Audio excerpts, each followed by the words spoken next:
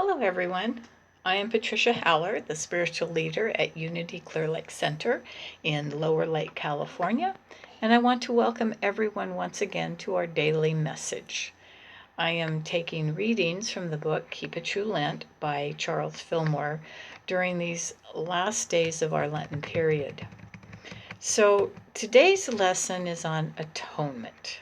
Now, in the Bible, atonement is the fact that Jesus walked this earth, teaching what he did, and then was crucified, died, and rose again. According to the Christian religion, he died for our sins. He took all of the wrongs that we have done, no matter what we lived or would live, and took them to the cross with him, took them to the grave and with him and into his resurrection. Actually resurrected the rest of us out of what the Christian religion says was a sinful way of being. Therefore, from that time forward, the moment that we put our attention onto him, that through grace we can be saved. How I would like to speak about atonement today takes that message and goes beyond it. Jesus was a way shower for us.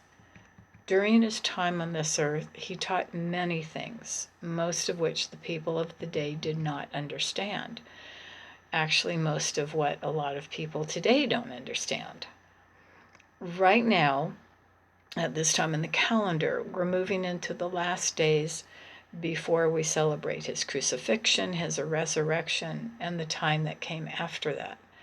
What Jesus was trying to show us was that we have dominion over this earth. Through our thoughts, through our feelings, we are the ones that dictate how our life is going to be.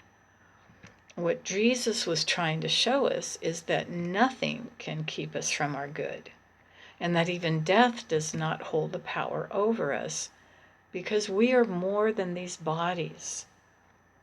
Jesus was able to turn water into wine, raise the dead, heal the sick, walk on water, and perform what we call miracles. And yet he made this statement that's recorded in John chapter 14, verses 11 to 13. Believe me when I say that I am in the Father and the Father is in me. Or at least believe on the evidence of the works themselves. Very truly, I tell you, whoever believes in me and will do the works I have been doing, and they will do even greater things than these, because I am going to the Father, and I will do whatever you ask in my name, so that the Father may be glorified in the Son. So to me, atonement is not just asking forgiveness for any wrong we've done here on this earth plane against someone else. It's doing something to set things right. But if we're going to take that to a higher level spiritually, we could look at it more from the passage that I just read, that Jesus did do all these things, but that he was saying we can do even greater than he did. So what if atonement isn't just doing something for some wrong you've done on this third dimensional place of being, but in the sense of saying to God, I'm sorry that I have not lived up to expressing your presence and your power in my life to the greatest degree that I am aware of and that I'm capable of. What if atonement in this sense is to stop playing small on this earth plane and to own the powerful person you actually came to be? What if we were supposed to have come here to own the presence and power of God within us that wants us to be happy and healthy and well and have all the wonderful things that we desire? But we are the ones who have to do the work of owning that we are those incredible, powerful people. And what if atonement in this case were to take a look at ourselves and say, I'm not living up to my potential as a spiritual being. And to make atonement for that,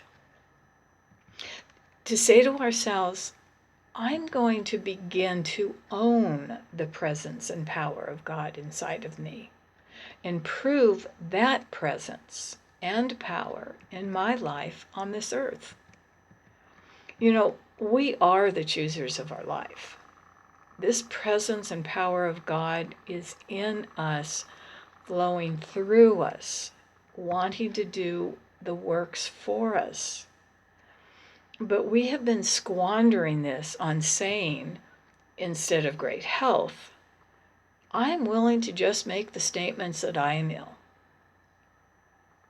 Instead of having prosperity in my life and claiming through my words and actions, I'm willing to continue to just make statements of my lacks and limitations and my struggle financially. You know, our words carry the most powerful energy in the universe. This is how we create our lives. Our thoughts, our words carry a high vibration to create the world as we desire it. But so many times we're squandering that, making statements of such lack and limitation. And yet this beautiful God force, the universal energy, can only do what we are commanding it to do. And our words are that command to the universe of what we want in our lives. So in this case, maybe the atonement is, in a way, stating, I am so sorry for squandering that energy, the force of God that lies within me, by not claiming the highest good in this world. By saying I've been using my words, my energy, to claim something other than the greatest that I could claim for myself. I've brought into the outside world a world of lack and limitation by buying into what the world reflects around me.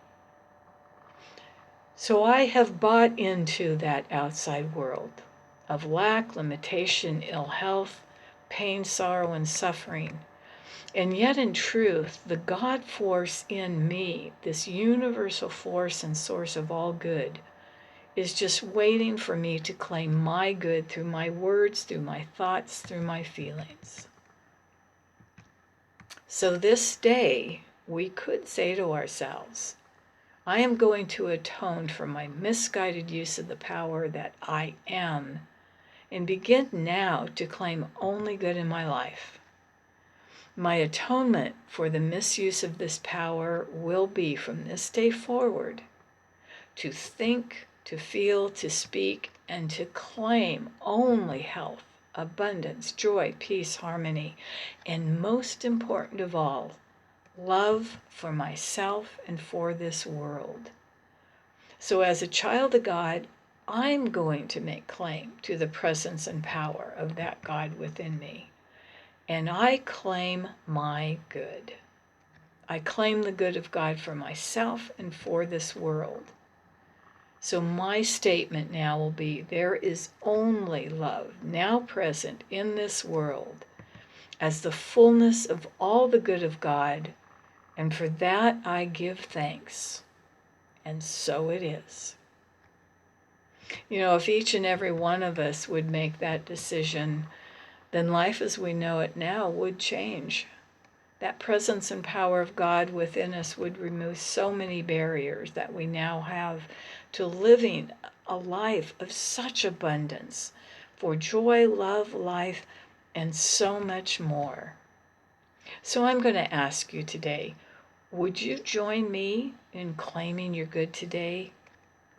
Would you stand wherever you are and just claim that the presence and power of God is at work right here, right now, bringing you all its good?